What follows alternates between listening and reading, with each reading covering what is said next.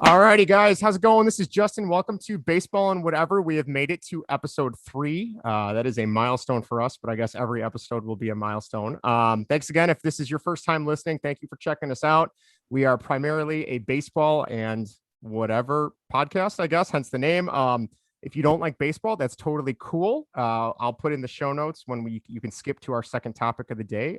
If you like baseball, then just hang out here and listen to that, and hopefully you'll enjoy the second topic. You can find us at Baseball and What on Twitter. Search for us on YouTube at Baseball and Whatever. Feel free to give us a like and a subscribe on the videos. I know that sounds really cheesy because I hear that all the time when I watch YouTube, but it really actually does mean something now that we are doing this. And you can find us on your podcast app of choice by searching Baseball and Whatever. Just a little bit of housekeeping. We just did an awesome interview.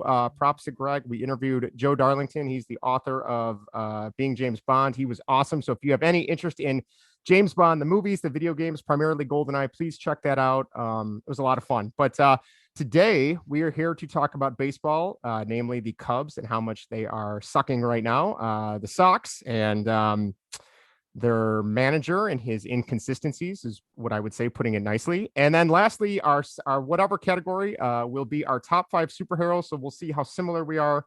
We'll count down from 5. We do not know what each one of us has chosen, so it'll be interesting. I think we have a rough idea because we all know each other pretty well. I think Vinnie and I both know what Greg is going to say for number 1. But without further ado, there's Vinnie, there's Greg. Let's get this show on the road, and let's start with the Cubs. I'm looking at the score right now. They are playing the Braves. It is Wednesday night, and they are losing 10-0, gentlemen. So I really don't know what else to say. I wrote in our outline earlier in the weekend, are the Cubs good now because they swept the Mets? Then they lost 2 out of 3 to Milwaukee, and now they're getting their brains pounded in by Atlanta. So are they good again? The answer is no. What do you guys have to say? Vinny, let's start us off with you since you're also a Cubs fan. Go ahead. Oh gosh. There was that one bright spot where they were playing the Mets and it looked like everything was starting to click for them. Yeah. The weather was getting warm and the bats were on fire, and next thing you know, they play Milwaukee and it gets cold out and the bats go cold. Yeah. This is what it's been like for the past 5 years now. It's been broken for 5 years and nothing has changed. Nothing. Yeah, nothing's changed. Either everybody's all hitting at the same time or no one's hitting, and it's the most frustrating thing to watch. And they can't string hits together but they just can't string hits together. It's just very frustrating to watch. I feel like there's no approach. It's either get up there, swing for the fence, or strike out. And I know that's where baseball's headed, but it's just so frustrating. I mean, the one good thing I feel like, I like to think the Cubs listen to me in this aspect, but they finally called up Nico Horner, which is great. I saw the other day, I think Ross had him batting leadoff, I want to say, and playing shortstop. He gave Baez a night off at short. Yep. Which Baez is a whole nother situation we can get into in a second. But yeah, I don't know, Vinny, I think you said it best. I don't know what to say about this team anymore. It's just so inconsistent, so frustrating. It's a mess, and I don't know where they go from here. It's like being on a roller coaster, so I don't know. Greg, what do you see from being an outsider looking at the Cubs? What do you see that's wrong or that's going right for them? Well, hello, gentlemen. First and foremost, can you hear me? Yes, we can hear you. Yes. You sound great. For those of you listening at home, my technology sucks, and I'm just gonna say that right now. But it is great to be here with both of you, and you both just made an excellent point. Just with the inconsistency of the bats, I feel like that's going to be a huge reflection on the season. The Cubs are going to be super hot, for a small stretch right there, like you said, with the Mets and everything. They just destroy everyone in their path, and then you're just going to look terrible. So I think this is going to go up and down the whole season. But right now, I don't know if I see it ending well for the Cubs. I don't know. Those Brewers are, those Brewers might take off with this a little bit.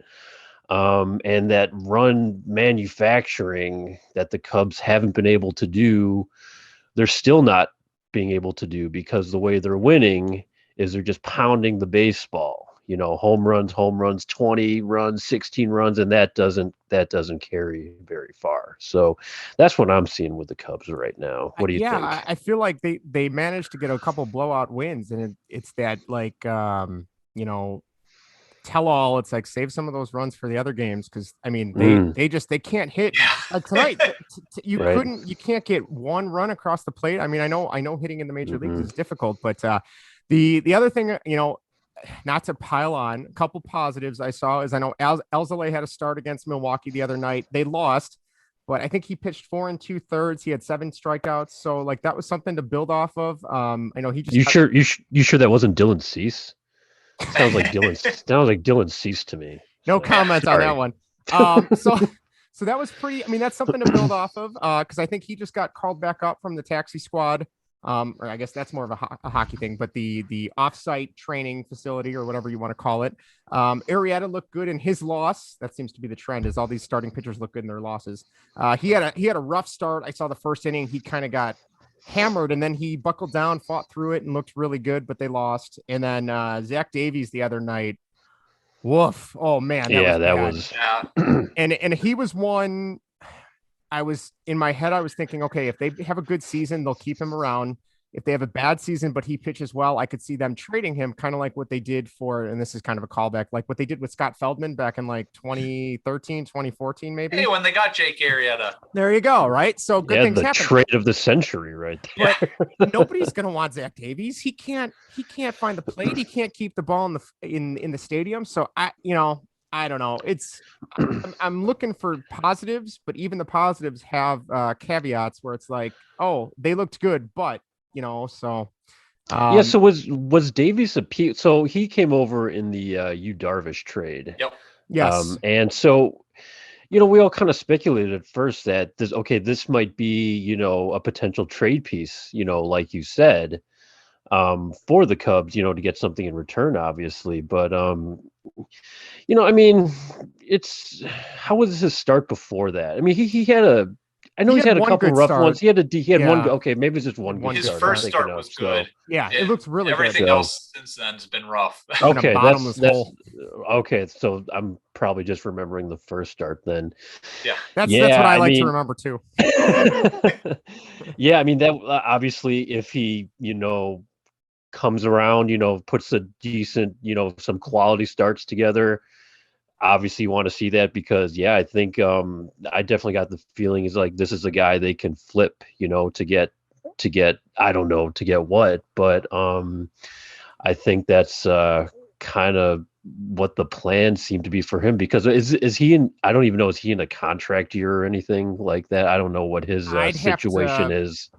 I'd have to look it up. I'll have to see if I can find it while we're talking. But I feel like for him, the only thing that concerns me is, they want to trade him. But considering he is what we got in the Yu Darvish trade, and we didn't get much, I still am very frustrated about that one. But it's like, what are you going to get for him? Like the guy that you barely got for Darvish, I don't know. But yeah. I don't know. Vinny, do you want to share a little bit? I know we were talking about that article you found from our good friend Gordon Whitmire about the Cubs unfair label of service time manipulators. Would you like to talk about that? Favorite, Vinny, your favorite person ever. We're circling back and we're kind of rehashing. That's kind of the thing to do nowadays is to reboot things. Hindsight is perfect. Early episode 3 to be rebooting something. Last week we talked about Nico Horner, and I had the notion and just kind of the automatic reaction. Oh yeah, it's a service time thing. They're manipulating the system because that's what they always do. Sure. And then my good pal Gordon Whitmire, not really pal, I wish he was, maybe. We can shoot for him. Maybe we can try and interview him. We can have him interview him. Yeah, that one go too well. He wrote an article that was titled, "Behold, the one time the Cubs didn't manipulate the system," which got me to thinking because I don't ever agree with his opinions. So I had to take a long look at it and read his article. And in his article, he actually laid out which Cub players that the Cubs did this to. It was Jake Arrieta, Addison Russell, and Chris Bryant. Now, we all know Chris Bryant was definitely a service time manipulation. I would think we can all agree on that. That's the obvious without a doubt. Yes. Yeah. But, I think as baseball fans, knowing who his agent is, we can all say they probably should have done it because he's a Scott Boras client. Yeah, I get to go to free agency no matter what. I get the rationale behind that one at least. Yep. But looking at Jake Arrieta and Addison Russell, I don't know if they actually did any manipulation with Jake Arrieta because he had pitched quite a few games with Baltimore already. Yeah, I was going to say, I thought he was, I wouldn't call him established, but he was at least like, I thought he would have met his service time requirements in Baltimore, right? I mean, yeah, and I'm not sure what the service time is for pitchers. Okay. I'm not sure if you know it all. Not off the top of my head. Yep. I'm sorry. I don't have the facts in front of me.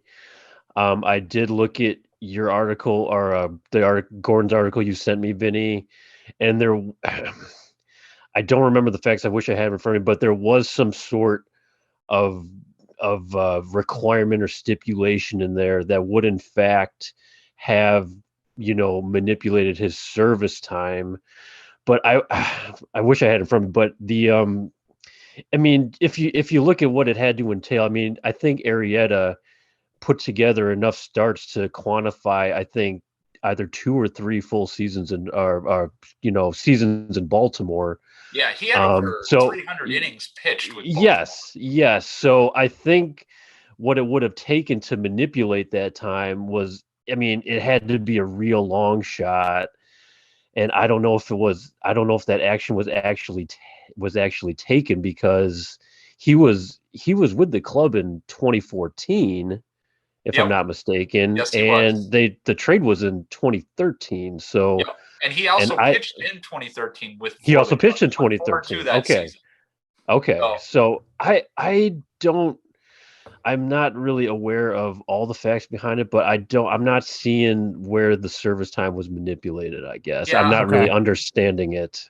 And into that, everything I read about Jake Arrieta, the Cubs, Baltimore was trying to change his swing or his pitching. Yeah, they were messing with his mechanics left and right. Yeah. So if anything, he definitely needed time to kind of work on that. And so I again, if you're going to get an extra year out of a guy who's also another Boras client. Yeah. I don't have a problem. Oh, that's right. Yeah. Russell was the other person that was mentioned. And looking at that, he had to wait 11 days. I think any fan could be like, well, 11 games isn't going to make or break a season. Shouldn't make or break a season. It shouldn't. Yeah. Looking at the starting lineup, I think playing second at that time was La Stella.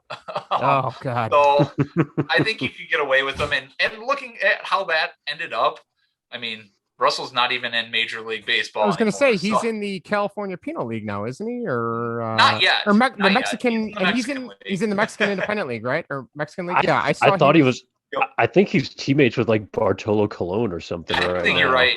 I would still take Bartolo. I think I would take Bartolo to play short over Russell at this point. I think he's just a reserve on that team though. I saw this a little while ago. I don't think he's even like in the starting lineup or anything. Jeez, so man, I think they just signed some sort of deal that he signed with them. But yeah, talk about a complete what a fall from grace. Yeah. Promising talent. And then there were the domestic violence issues, and it all just went crashing down from there. Such a shame. Yeah. Well, I mean, unfortunately, we'll have to see what's next for the Cubs. I don't even know. I feel like we'll be talking more of the same next week if we do this again for episode 4. It's just going to be a lot of, hey, remember what we talked about? We won't even have to change the outline. It's just going to be the same things. It's going to be they win a couple. Are the Cubs good? Yeah. Are they Cubs? I think they're good now. And then no, I was wrong. So on that note, before I get more depressed thinking about the Cubs, let's switch to the White Sox, who I think might be depressing Greg a little bit. I can't tell. Greg, where do you want to start with the White Sox? Do you want to start with Robert being out with flu? Robert, not Robert. Robert being out with flu-like symptoms, with Larussa managing last night's game, which would have been Tuesday night. We can talk about Yermin. Kopech doing pretty good. What do you want to start with? Okay, so on this section of baseball and whatever, we're going to talk about whatever right now. So let's get into. No, I'm just kidding. Okay. Well, you guys, you guys wrote the notes down for the White Sox. I think that's very telling right there, right? That, Yeah. Oh, you know what? that we did I am that. going. I am going to go with because you guys made some good points here. Some of them I don't want to talk about, but I will. um, you're mean, the machine, the Yerminator, Mercedes. Can he hit 400? No. No, he cannot. But you Oh, know come what? on. Can't you believe? Just believe in something, Greg. I wish I could believe in Come on, something. it's But Ricky's boys. Oh wait, no, that's wrong. It's Tony's boys. yeah, that's the problem. It's Tony's fault. No, you know what? You know what? He has been fantastic. And you know what? You obviously you don't expect 400. That'd be nice. I would love to expect 400, but Ted Williams doesn't play baseball anymore.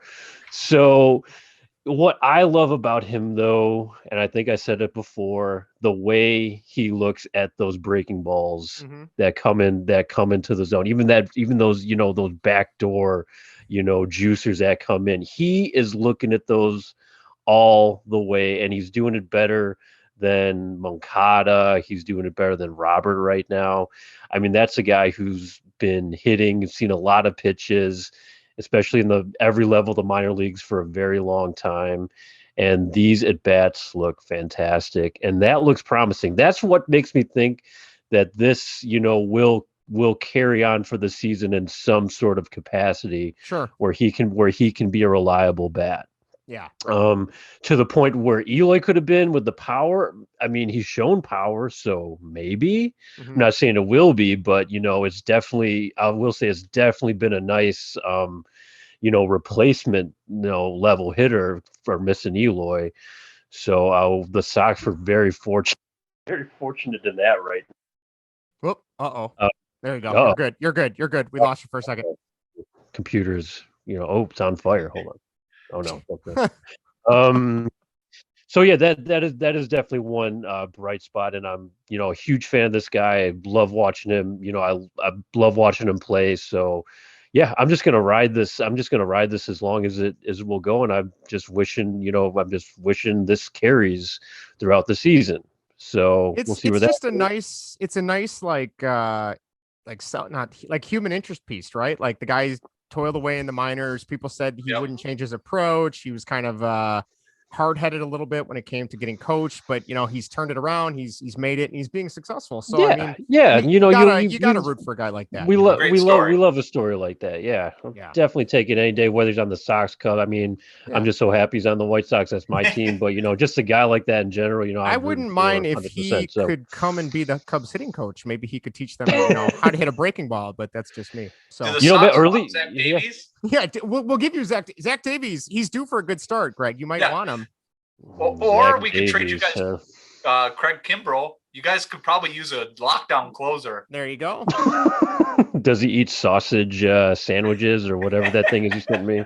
Because if he doesn't eat those, I don't know if I want them. So, all right, I gotta ask, Greg, because I was listening to the score during my break today, and I was listening to Bernstein and Rahimi, and they were talking about this. What's your take on Larussa last night? Do you think that loss was his fault? Was it just the team not playing up to standard, or do you think he kind of blew it with his roster decisions there at the end, going with, I think he called up Billy Hamilton to come pinch hit at the end, and Billy is not a pinch hit. Oh, I think of him more as a pinch runner than a pinch hitter, but that's just me. So to me, that strikes me as that well, look at it this way. We had we had Andrew Vaughn and Zach Collins on the bench. We had the rookie guys on the bench, but we also had the power on the bench because they're the power hitters. Billy Hamilton and Leori Garcia do not hit the ball very far. And in that situation, we need the ball to be driven. I think what Tony was trying to do is put the major leaguer in at that point, and then try, slap it, somewhere, dropping in between the fielders, kind of like that old school style play. Small ball. Yeah. Did Tony La Russa fail last night? Yes, he failed last night. he was on his ADA seat in the dugout, or on his George Costanza toilet seat in the clubhouse, and could not, couldn't we. This is the stuff where the manager, this is where the manager matters. This is where a game can be won and lost, because, he left Giolito in to get which Giolito came out and said that he was done, right? And then was it one of his friends or one of the other assistants for the White Sox said the way he was kind of walking around the mound, that was kind of his tell that he was done, and nobody came to come get him. So, well, if there was a communication failure on that might even be more damning than just kind of like the whatchamacallit, the matching up the hitter with the bat. The matchups. I couldn't think of matchups. I don't know why. But if there's a communication issue between La Russa or with Giolito, or even if Ethan Katz should be involved in that too, if Lucas is not feeling it on the mound, it's already the 7th inning, he's thrown a lot of pitches, lineup seen him, you got the good bullpen, get him out of there while you have the lead. Right. So, and that is your job, Tony La Russa. You are, the manager, how to manage the bullpen. That was your thing. And, the pitching staff, if you still don't know what you have, we might have a problem here, especially if you don't know that your starting pitcher is tired, according to, what Giolito said. So, I mean, we already have that's not good. Yeah. That's not good. I feel like Rick Hahn is going to have to start doing like a Billy Bean, where he just starts trading away guys that La Russa likes, so then he can't use them. Kind of like in Moneyball. It's like, I'm going to play Billy. I'm going to pitch hit Billy Hamilton. No, you're not. Yeah, I am. Well, no, he's not on the team anymore. You can't pitch hit him anymore. And if it comes to that point, like, come on, Jerry Reinsdorf. Oh, there's a whole other issue. We had the contender built. And now we have Civil War in the White Sox. We have Iron Man and we have Captain America on one side, on either sides. And we're literally selling, giving away pieces just so we can't play. I remember what that was like in the movie. And you know what? That's a little scarily close if that's the case. Is Tony Captain America, or? Yeah, who is Tony? I mean, he's probably as old as Captain America, right? Well, yeah, no, he would have to be Captain America because, there's the age thing, and he seems a little, red, white, and blue. And then Rick Hahn wears the we always says he wears the Teflon suit, so I guess he's Iron Man. So oh man, but so that. There's a lot of, that game yesterday. I watched, the last half of it. And, I'll always, really quick, the Tigers committed 5 errors. There's one of these games where it was handed to us and we couldn't capitalize. And I leave it on, you also don't let the hitters get away unscathed, because a lot of, guys were left on base and everything. So there's plenty of blame to put on the hitters with that and the strikeouts and everything. Yeah.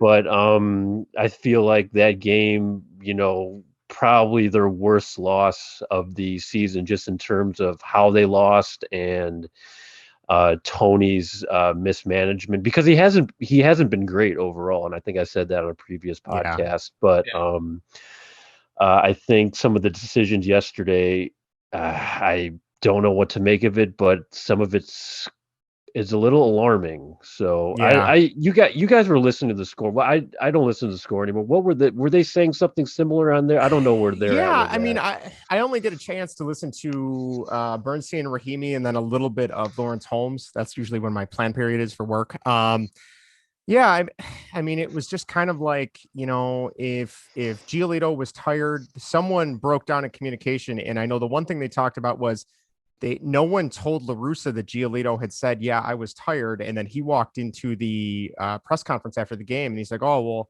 if he was tired, I guess I made a mistake. And that was it. And it's like, oh man, someone should have warned him that these questions were coming. Yeah. I don't know, but unless they all want to see him fail. It's like, we're going to make him look so bad. Jerry Reinsdorf is going to eat his words, and he's going to have to come down from above the stadium and fire him himself. So So, yeah. So, I mean, we'll just with the way, even just listening to Tony right now, just drives me nuts because I just feel like there is no life there.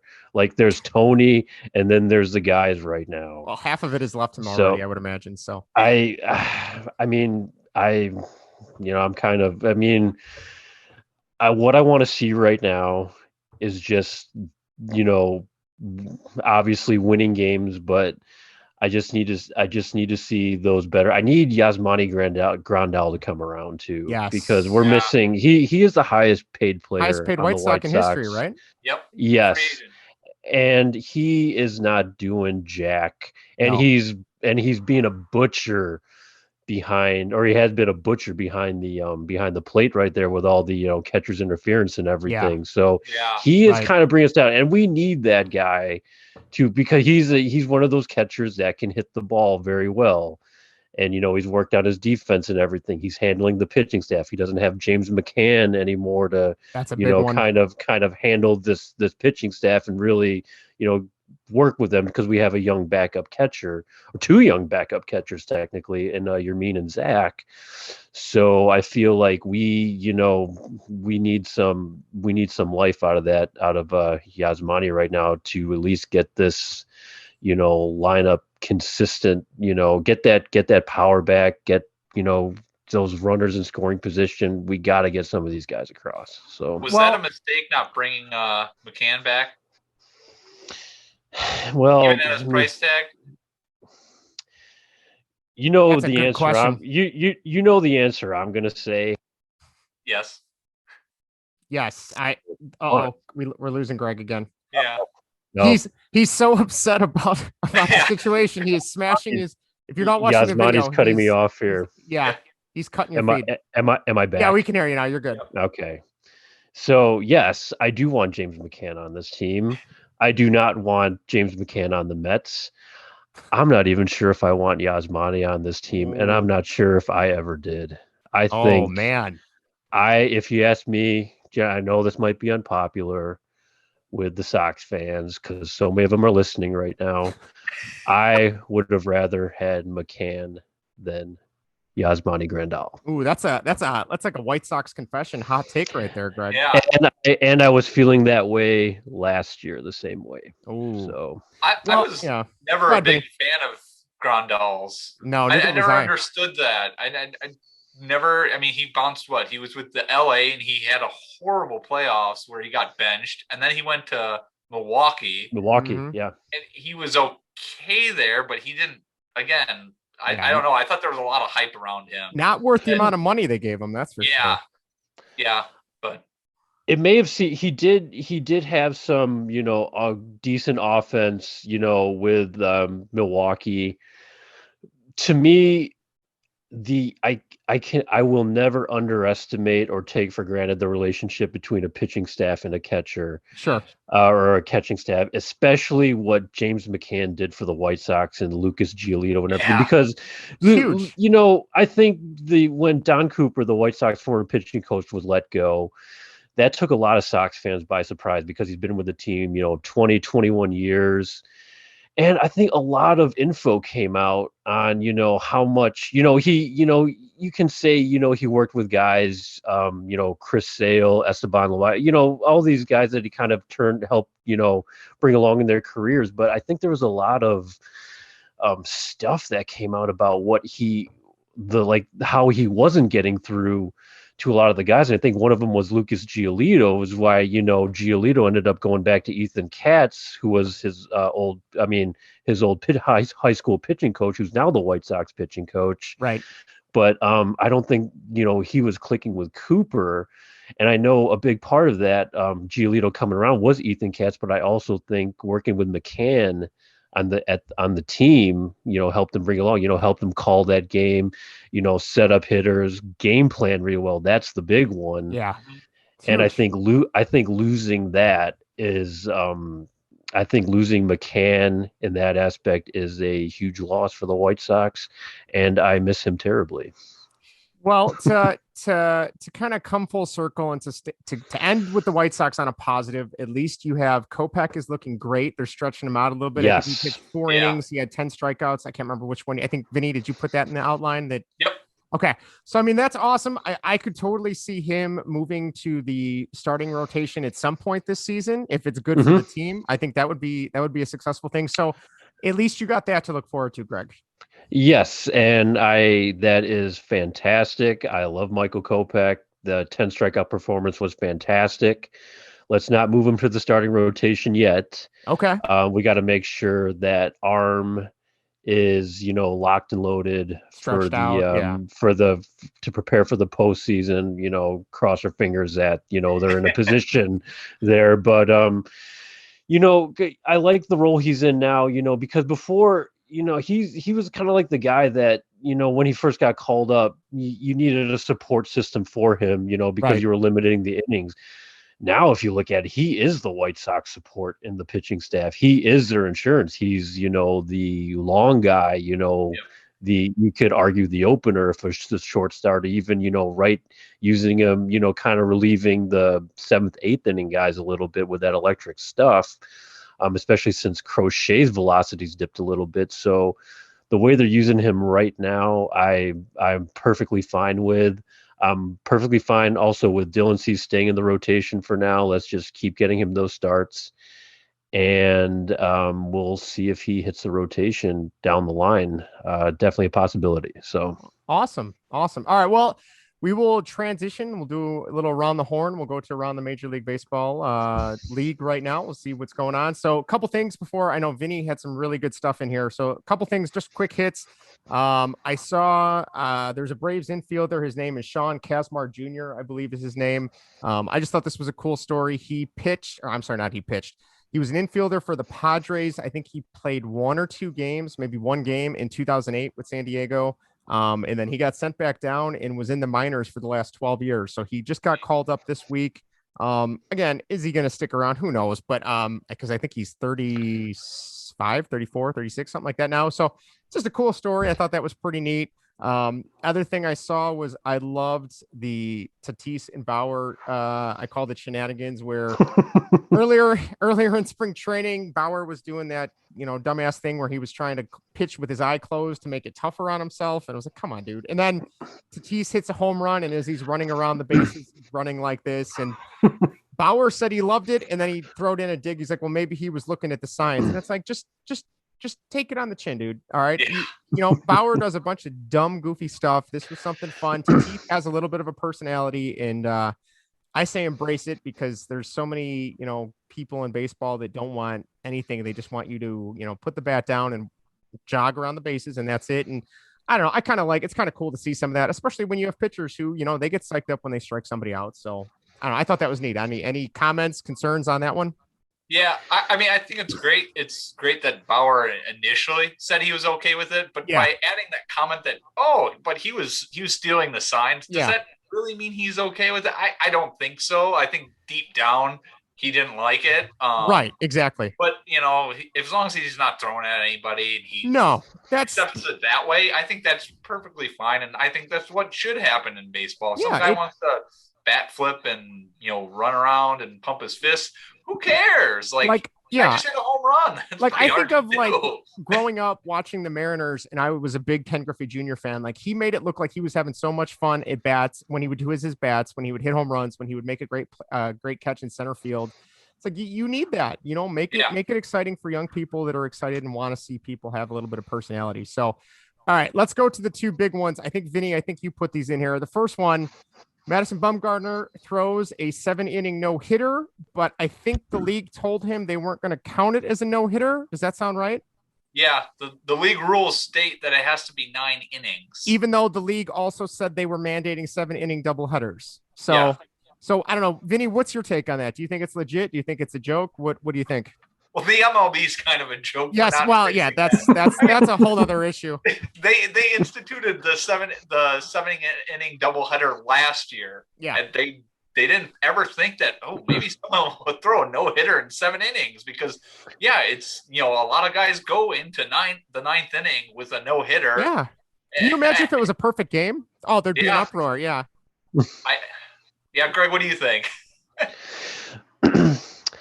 I'm not a big Madison Bumgarner fan, but if the league mandates, okay, an official game will end after the 7th inning and the pitcher has not given up a hit, to me, that says no hitter. Yeah. That's just my opinion. I don't, from an outside perspective, do I consider a 7-inning no hitter a no hitter? No, but the league said these were official games. So if that's what the league says, then it's an official no hitter. So the fact that the league is trying to play it both ways, that's just typical Major League Baseball, if you ask me. But Vinnie, the other thing I think you put down was that the minor league baseball, they were going to have some experimental rule changes with the rundown and the minors starting in May. Do you want to kind of talk about what you saw in that? Yeah. Some of them were interesting. AAA, they're going to use larger bases to limit collisions and hopefully increase stolen bases. So I thought that was kind of an interesting thing. AA was limiting and hindering infield shifts. So all 4 players must have 2 feet completely on the infield dirt. Okay. And second half of the season, the MLB will have the right to enforce 2 players have to be on each side of the base. So that's going to completely. That'll totally change the shift. Yeah. Mm-hmm. Yeah. That's interesting. So that'll be interesting. Yeah. The A levels, they're going to limit pickoff attempts. So the high A pitchers will have to step off the rubber completely before throwing to a base. Failure to do so will result in a balk. Low A, they'll have 2 pickoffs or step-offs per plate appearance. A third pickoff attempt is allowed, but if an out is not recorded, then a balk is issued. So it stops someone from 2 throws going over, the guy getting a 30-foot lead off. Yeah, exactly. So, I thought that was kind of interesting, and I kind of like that one. So it'd be kind of interesting to see how that goes, because it always gets frustrating when a pitcher is, struggling. He starts throwing to the first baseman, especially when there's, you got a guy like, your mean Mercedes who's not going to steal. He's just sitting there, and the guy's just throwing balls over there to get it right. Exactly. Get the bullpen warmed up. And then low A, the Florida State League is going to be using robot umps behind the plate. Interesting. Oh, man. Strikes. So that will be very interesting to see how well that technology is working. That might be the beginning right there, if that works. And we'll have to reboot that one later on in the season, maybe in October after the season, seasons are over with and winding down, to see how that all worked out. There's some interesting ones there. First, the having the bigger bases, I immediately think to like my 16-inch softball league where they would have the orange base on first base. Yeah, the half orange first base, right? Yeah. I don't know. Like, okay, sure. I think the one that I find most interesting, and Greg and Vinny, you can jump in too, is like for the longest time, I was all for the shift, and I was like, you know what? If you can't learn to hit it to the opposite fields, that's on you, right? But then at the same time, I feel like, growing up playing, like you shaded a little bit left or right depending on the handedness of the hitter, but like having people have to stay on the edge of the infield is kind of interesting. Having to keep, you have to stay 2 fielders on each side of the base is interesting. Does it take away a little bit of the strategy? Maybe, but I think it also increases a little bit more offense, which they are in desperate need of this, the last couple of years. So I don't know Greg, what do you think about all that? So, I was back and forth with the shift, for so many years. Yeah, totally. I agree with both points you said right there.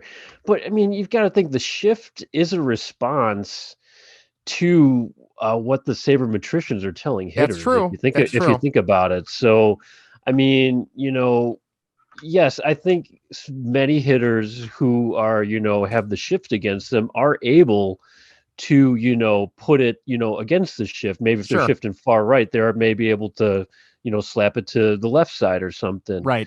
But these sabermetric heavy teams, they're telling them, hey, we like, you hit consistently at this launch angle, this exit velocity. Our numbers show that we don't want you to, slap it over left. We still want you to drive it because your percentage, could come out, better beating the shift on the right. And, that could potentially get you another base. So in that aspect, I have no problem with the shift. happening, but the baseball traditionalist in me is Yeah. like, Whoa. get to your position and get in the ready position and stay there, because Yeah. you could hit the ball anywhere at any time. Because Yeah. when he beats you with the shift, even when he's trying, like, even if he hits a liner to the other side, you look bad. Yes, you do. So, Yes, you do. I haven't made my final thought on this yet. I'm still thinking about. I haven't. It's nothing has clicked with me. I'm like, like I said, I keep going back and forth. So yeah, I don't know. We'll have to revisit that one. I think If I'll say this: if they take it away, I'd be completely fine. Or if they implement these rules that you talked about, Vinny, I think I'd be completely fine with it. Let me just say that. Vinny, is there any go ahead, Vinny, what were we gonna say? Yeah, I was gonna say there is one more experiment going on in the Pioneer League. It's a partner with the MLB. It's no official tie with like the minor leagues. Okay. But they are essentially experimenting with a home run derby shootout. So under the rule, each team designates a hitter who receives 5 pitches. Now I don't know who's making these pitches, but I don't know if it's a pitching coach or something like that. If the person that's hitting gets to pick the pitcher, with the game determined by the most home runs hit. So this was in a news release about the rule change for the league. And if it's still tied after the first knockout round, another hitter is selected for a sudden death home run face-off until a winner is declared. They're also allowing in the league too.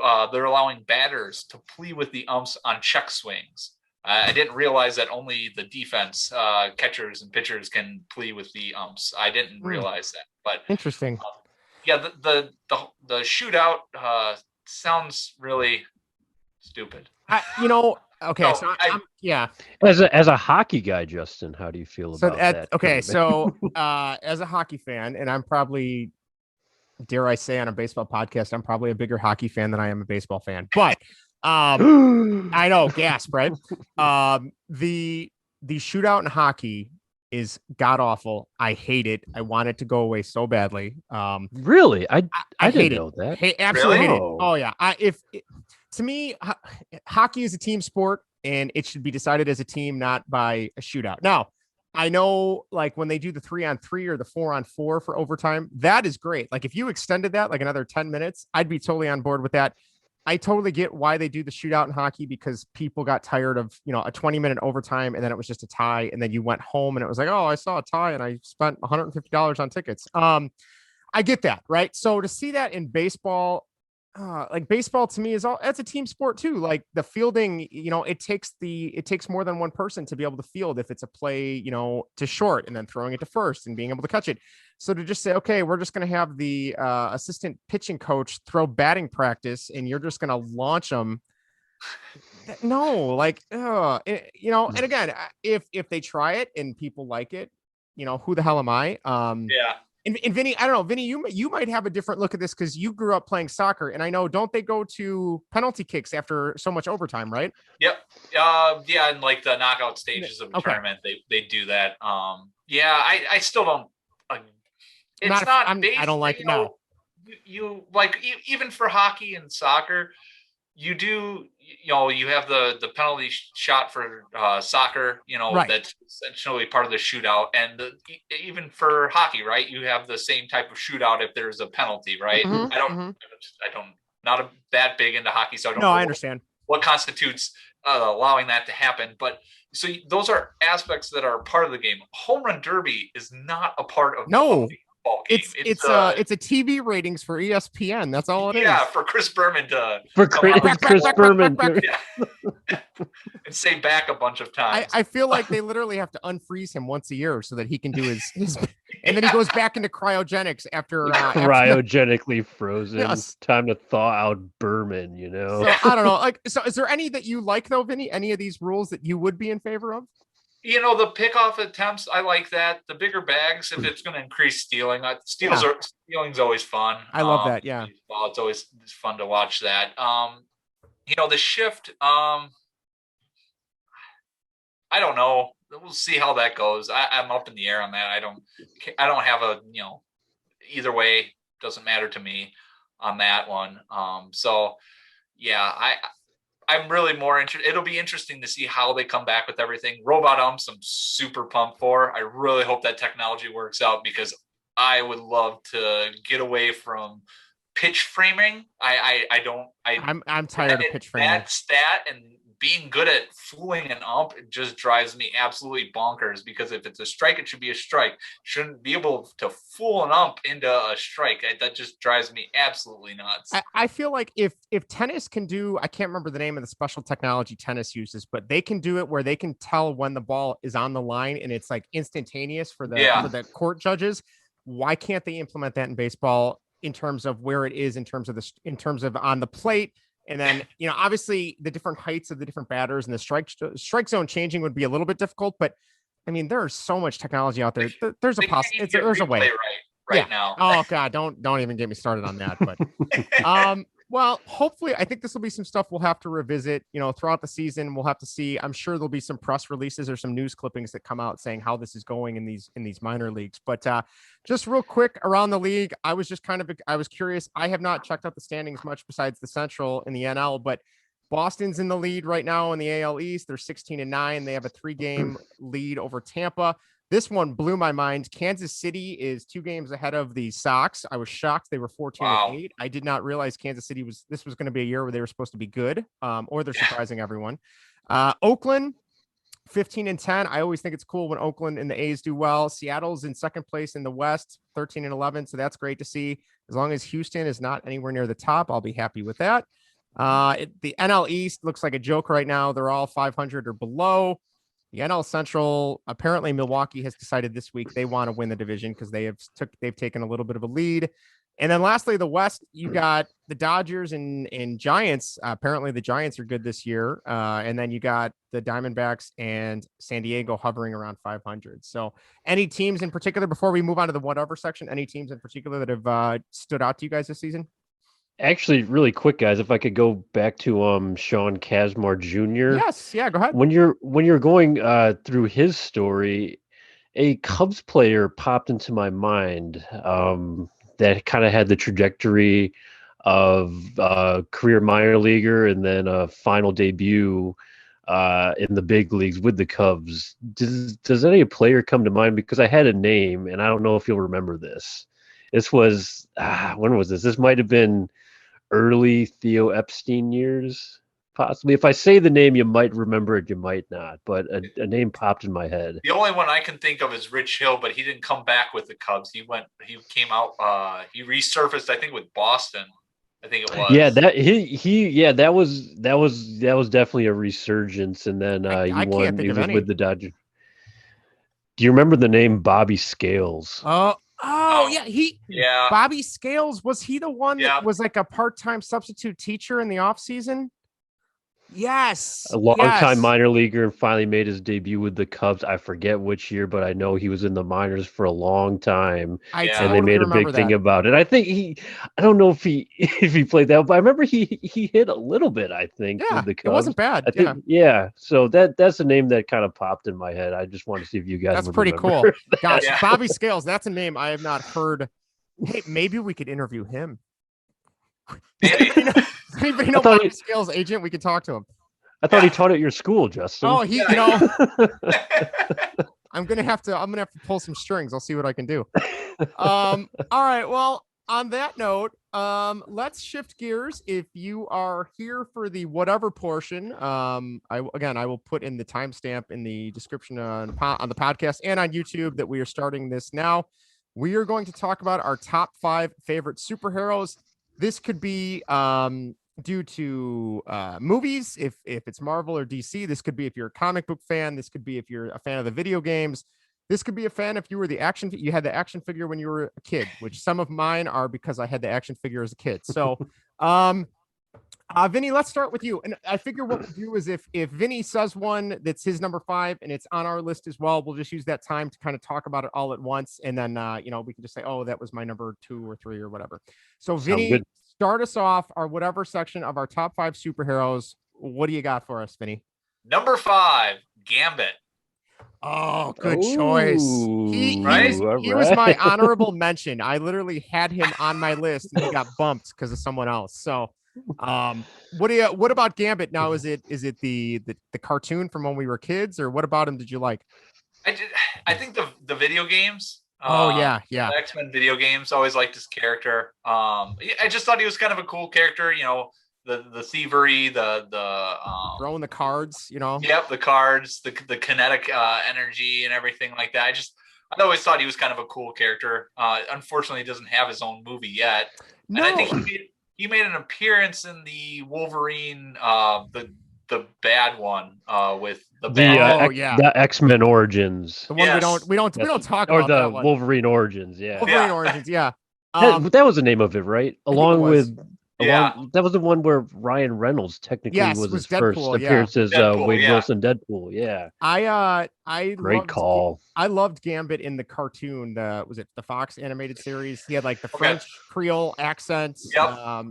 Cool. I had his action figure as a kid. It had like a crappy like plastic leather coat you could put on him. And I want to say there was a little bit of time where I remember reading online that what's the guy's name?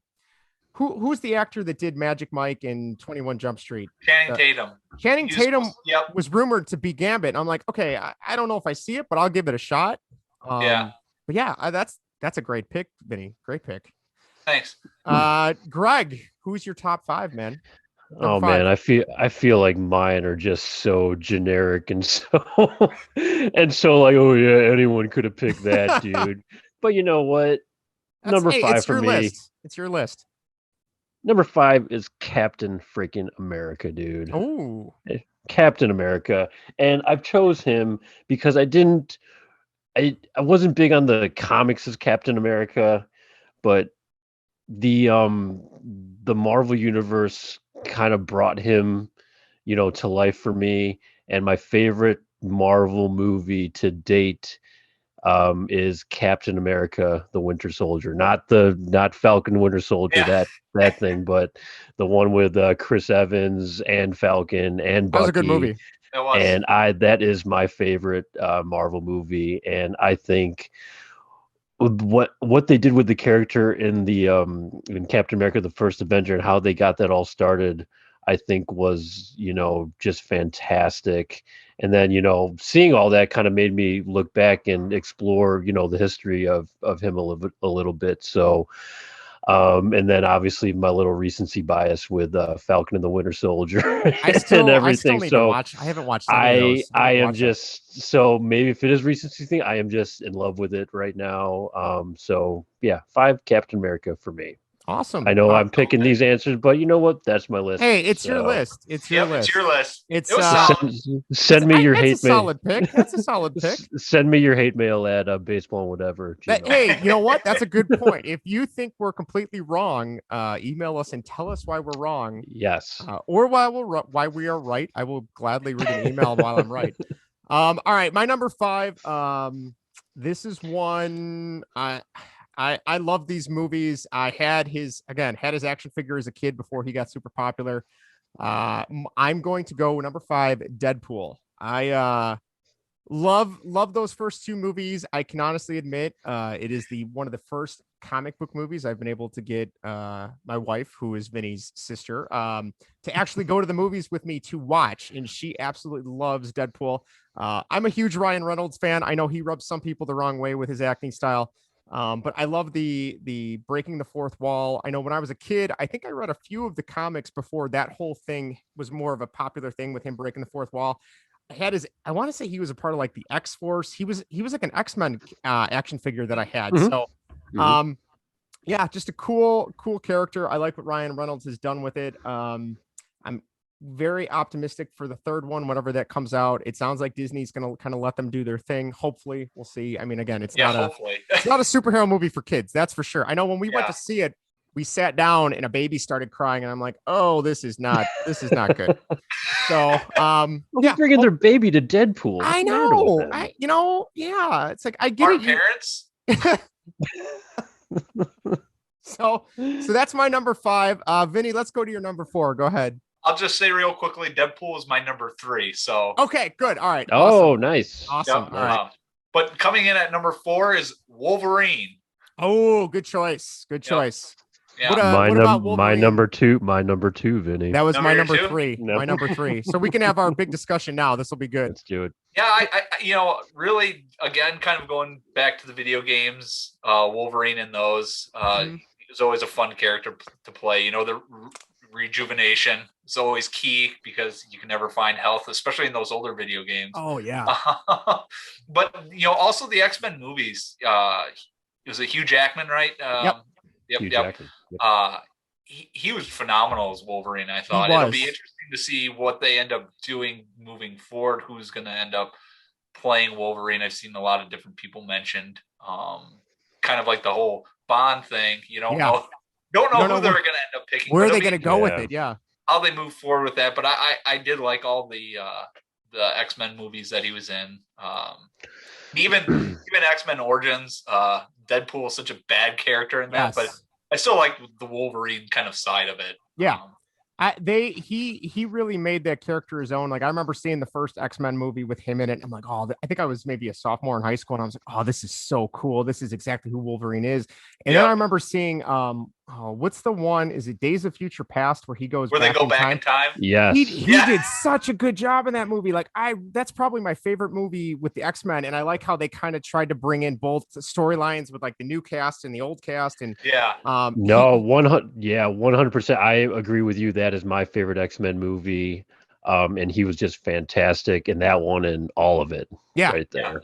Yeah. So It's just well, that was a great pick. Yeah. He was Wolverine's my number 3. So we're in good company. And Greg, he was your number 2, you said? He was mine. Yeah, he was definitely he was second on my list for all the reasons we just mentioned. Awesome. The conclusion with Logan and just that Hugh Jackman is Wolverine. Oh, when you think of him, he made that character his, and it will always be his. And God help the next guy that has to step up. We're rooting for you, but that old saying is you got big shoes to fill. Yeah. So love the character. And I remember as a kid on the original Nintendo, there was a Wolverine game.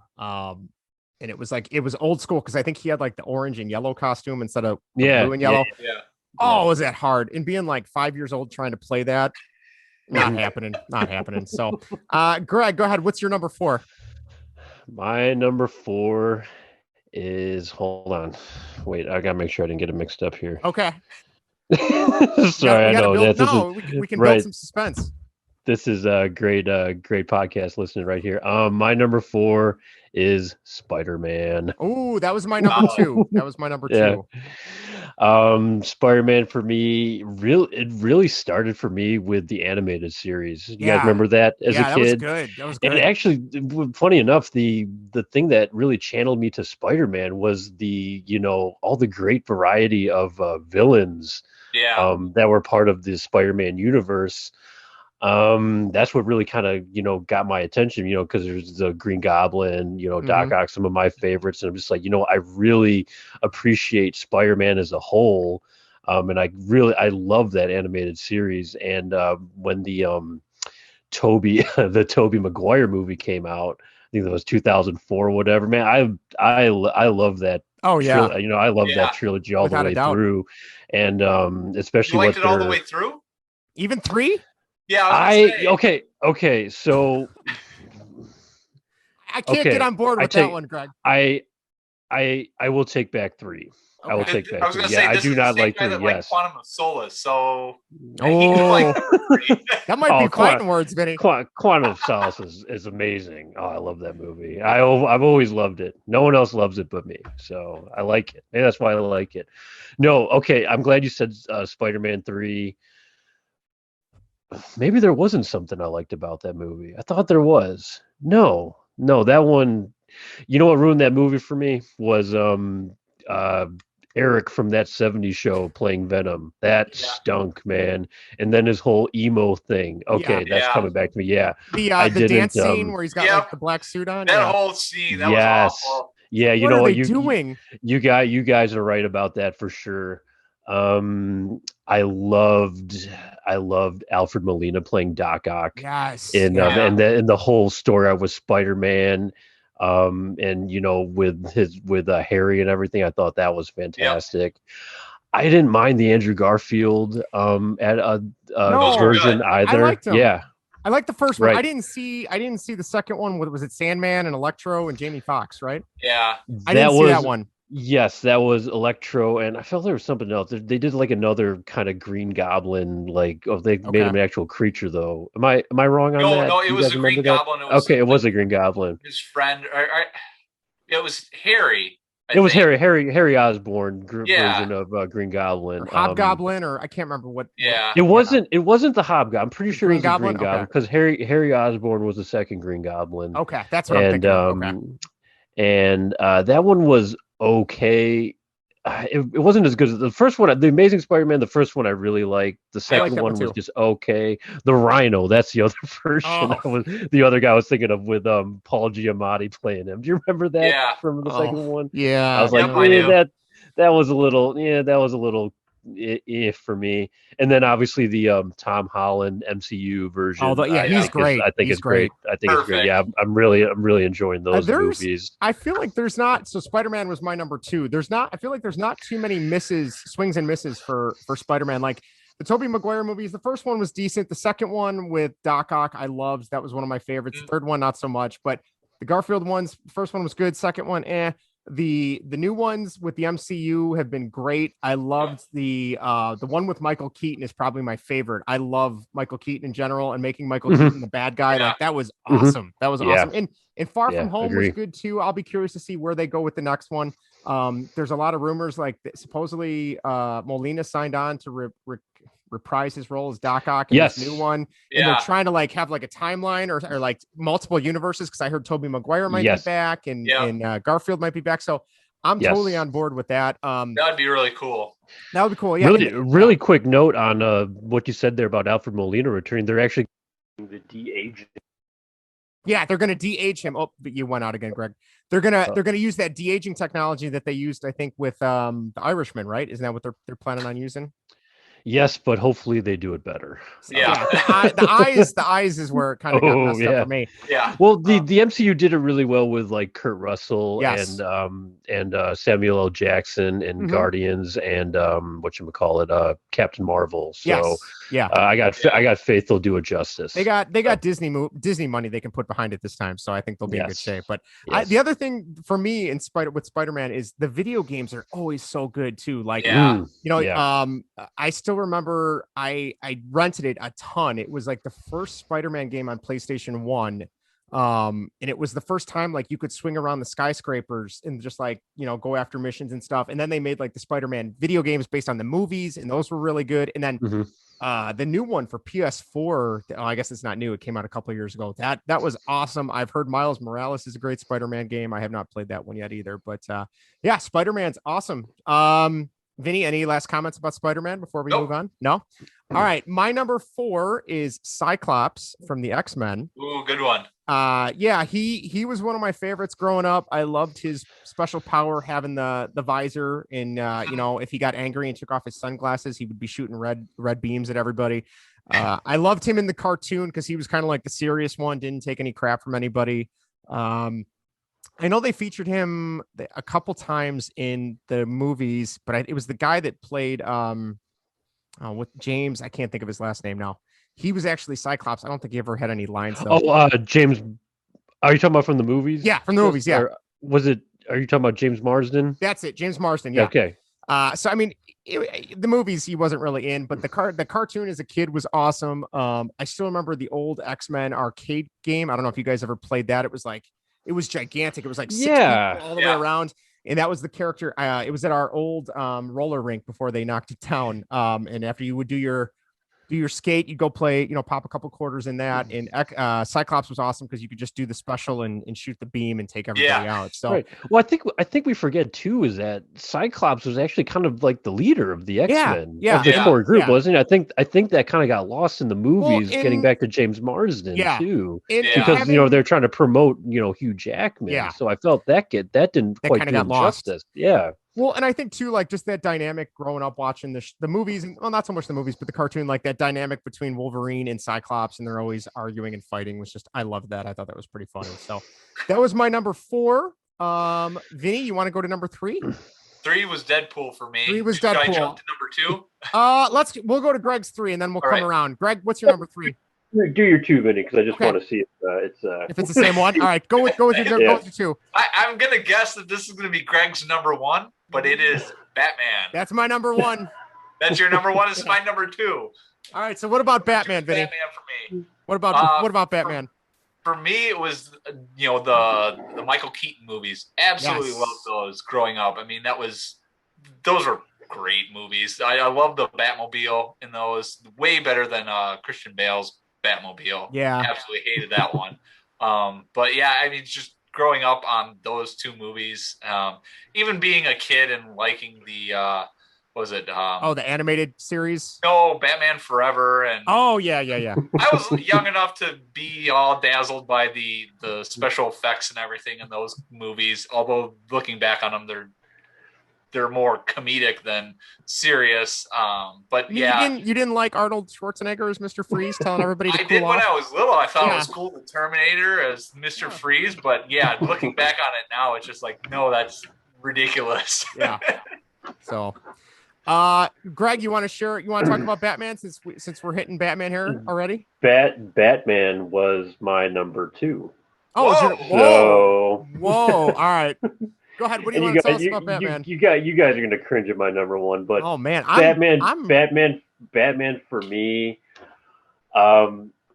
Michael Keaton's Batman 1989 started all for me. I saw that, him, saying I'm Batman, and then just disappearing off the roof. I'm like, holy cow, that is awesome. That dark interpretation of the character, just got me hooked from right away. And then, as a kid, I rode with, Batman Forever and Batman and Robin. I was like, oh yeah, this is just like the comic books come to life.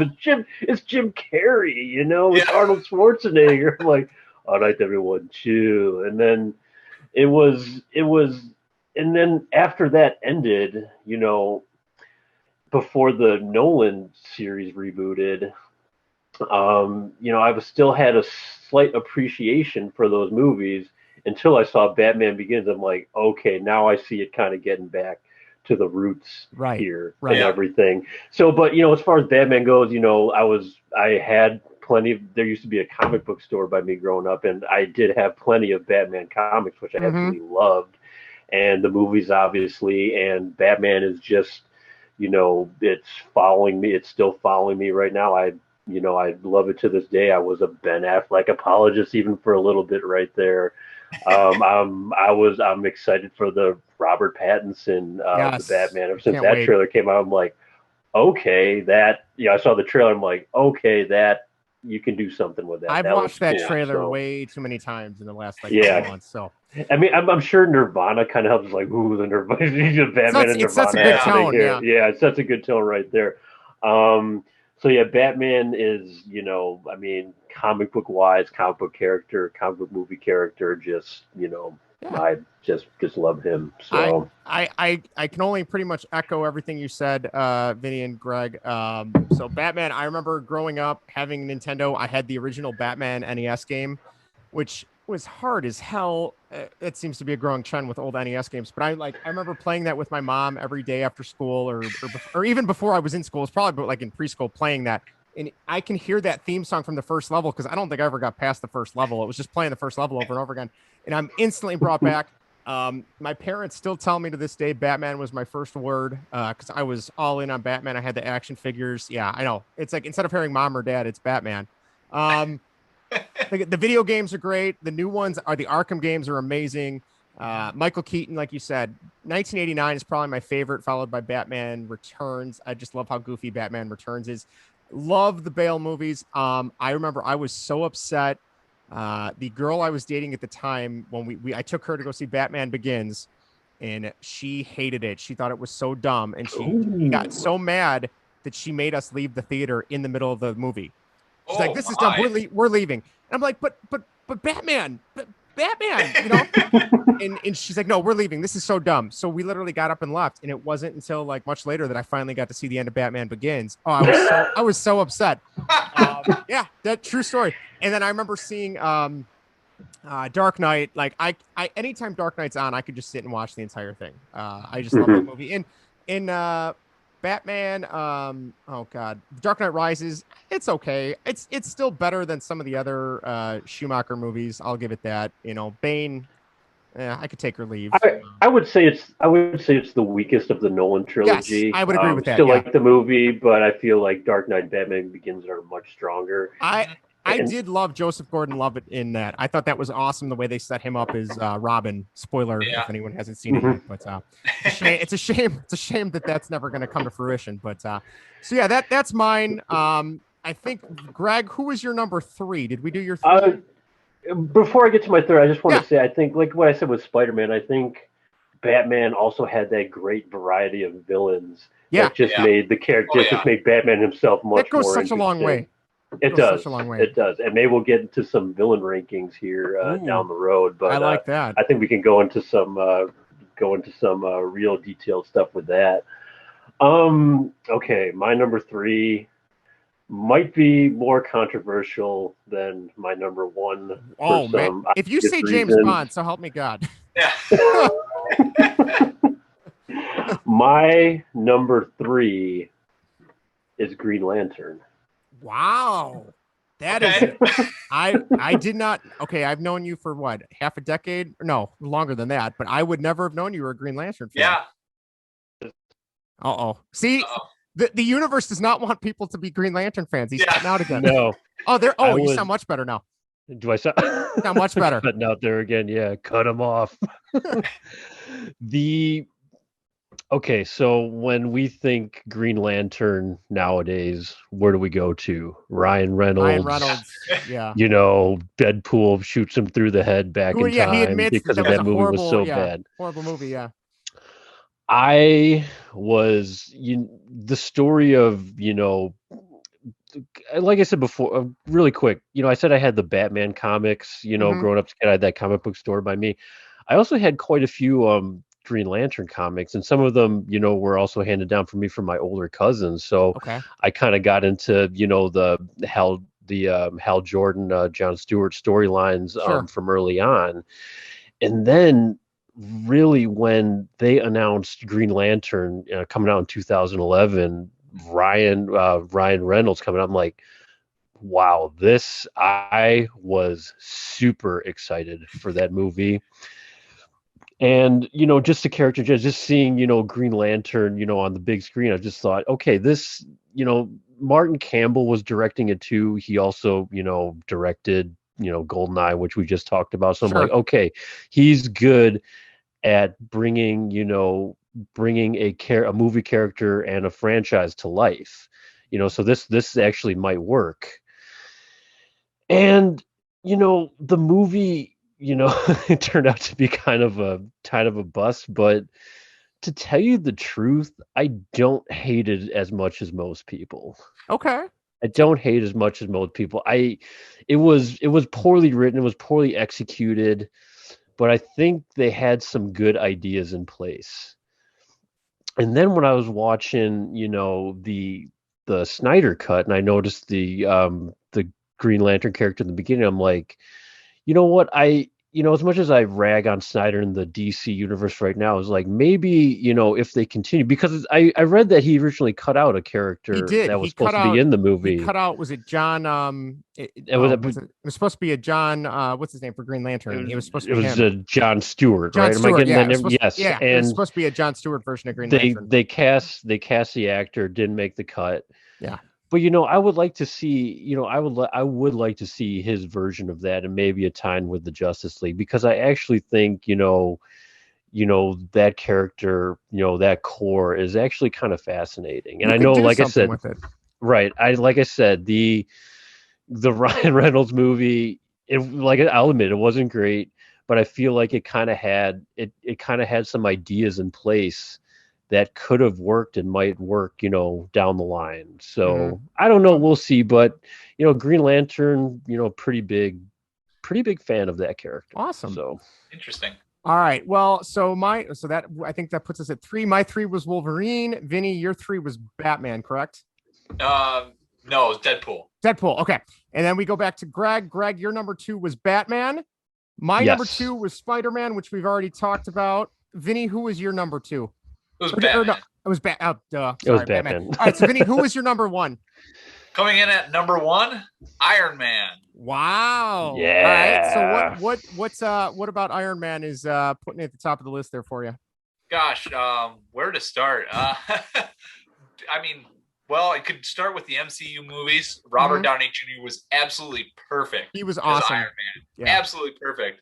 And just Iron Man himself, the suit, being able to fly, being able to shoot lasers from your hands and stuff like that to me was just all appealing. I just always wished I had my own Iron Man suit. Who doesn't? Right. But yeah, right. It'd be perfect. But yeah, I mean, just all of that, and really just the MCU character. Robert Downey Jr. played that perfectly, and he's kind of like the bizarro world of Batman. I mean, him and Batman have pretty much kind of like the same storyline, or at least MCU version. I'm not sure about the comic book version for Iron Man, but both their parents are gone, different ages, of course, but they're both extremely rich, and then they just have like completely different types of personalities, where Batman's more hidden and dark, and there's Tony Stark is this flamboyant playboy. Yep. It's great. I absolutely loved it. Awesome. And I think like what you said before, Vinny, while we were comparing Hugh Jackman to Wolverine, I think Robert Downey Jr., I think he made, the Tony Stark we love now. I think he made that Robert Downey Jr. and he took what was from those pages. And because if you go back now, or at least if we went back and we looked at an Iron Man comic book or an Iron Man story, we were thinking Robert Downey Jr. in our heads. Yeah. We know that for sure. It's synonymous now. Yeah. They achieved exactly what they wanted to with that. So, and I want to say Disney was trying to throw money at him to get him to come back for something. He's like, nah, I'm done. I'm out. But, well, that's a great pick, Vinny. I had not even thought about Iron Man. My number 1 was Batman. So now we go to Greg's number 1, who I am dying to know who this is. Yeah.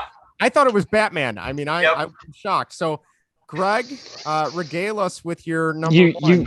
You guys know what I'm gonna say.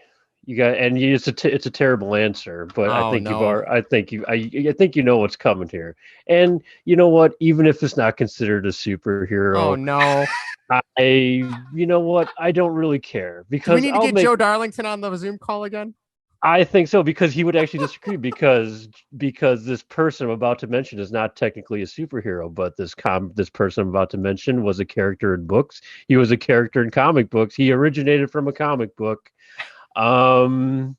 So I am going to say my number 1 favorite superhero, because it's a superhero to me, is James Bond 007. Wow. There it is. Drop right there. There it is right there. I couldn't make it through this without mentioning him, obviously, because he was my everything as a kid, and is still as an adult, kind of, if I can consider myself an adult. Anything that came out about him, I was on top of. And when I was watching those early Connery and Moore movies, I saw that guy. I'm like, that guy is invincible. And that's why I'm not, I love the Daniel Craig movies now, and I love they've humanized the character. But like I think Joe said on the podcast, like that was starting to wear thin on us for a little bit, because I can always return to the classic movies, and just like that is a guy who's untouchable and invincible to me. So awesome. Hey, that's my answer, and I'm sticking with it. He's got the technology like Iron Man. He's rich like Batman. I mean, he's an amalgamation. I don't know if that's the right word. A combination. I'll stop trying to sound smart. It is a combination of many other people that we enjoy watching and reading about. So I can I can accept that answer. Not that it matters, but I can accept Yeah, that. I can accept that too, Greg. You shouldn't be ashamed by that. I was really afraid you were going to say Superman, and I was going to have to reach. Yeah, I thought you were going to say Superman or Aquaman. I do like Aquaman though. That would have been another honorable mention. For me, Aquaman would have been before Superman. And you guys obviously know me so well. Yeah, Batman would be the number one answer, obviously, for me. But if I didn't include my favorite movie character or video game character from all time, it's like because I was thinking about, I'm gonna have to do it. I feel like anytime we do a top 5 list now, Greg's gonna work in Bond somehow. It's gonna be like top five cars. It's like, well, the Aston Martin from, I don't know. I don't know anything about Bond. The D5. The sad thing is that would be my number one answer. Oh, that'd be over the Batmobile. All right. Well, real quick. Holy cow. This has been awesome. We've gone a little long, but that's okay. I feel like that's partially my fault. No, that's all right. So... Hey, you know what I'm thinking too is maybe on the podcast, we'll keep this all one thing because people listen longer. And I'm thinking maybe on YouTube, I can split it up. I can chunk it so that maybe if it's not as long, people will watch it more. So before we go, any last minute comments, concerns, questions, thoughts? Vinnie, go ahead. Anything you want to share before we wrap up? No, I don't have anything. All right. I'm ready for bed. I don't know about you guys, but Greg, any last minute things you want to add before we wrap up? I just want to give you some reassurance that I am not going to turn this into a Bond podcast. I do not want to get kicked out, and there are already too many of those. So I know I talk about it all the damn time, but I won't do it. I promise. No, that's totally fine. No, don't worry about it. That's the joy of doing the baseball and then something else is, hopefully we can get people who, if they like baseball, they listen to that part. And if they are interested in the other stuff, they can check out the other stuff or just skip to that part. We are not going to complain as long as people listen and want to hear what we have to say. All right. On that note, if you have made it this far, congratulations. But again, feel free if you're on YouTube and watching this, please, not to whine and complain, but please hit the like button, hit the subscribe button. I have learned more about the YouTube algorithm in the last week than I knew existed. So that definitely helps us out. Tell your friends about us, whether you're a baseball fan or you just like hearing guys talk about stuff they're interested in. And chances are, if you're a 30-something from the suburbs, you might have the similar interest as us. And then lastly, hit us on Twitter. We want to get our followers up so we can talk to you guys on there. Twitter is @baseball and what. Feel free to email us at the show. We'll include an email section. You can email us at baseballandwhatever@gmail.com. And look for us on podcasts, all podcast networks, search baseball and whatever, and you'll find us. Make sure to subscribe. And if you're on Apple, if you could write us a review so our podcast is surfaced to more people, that would be amazing. So again, I'm diving deep on all this social media stuff that I did not realize was a thing. We'll definitely take those 5 stars on iTunes. Yes. But if you didn't like any of my answers or our answers today, please email the show. Yeah, email good us, or bad. We want to hear your thoughts. Tell us why we are wrong. If we should have went with some deep cut. I almost included Venom in my list too, because technically I feel like he can be an anti-hero. But I wanted to include Venom. I didn't know if I don't know if we were allowed to do that. Sure. We can say he's an honorable mention, or I'll mention him in the villains if we do villains. So on that note, thanks again. Have a great evening. Hopefully next week we'll be back with another episode, whether it's baseball or whatever. Check us out. And on that note, have a great week. And we will catch you guys later. See ya.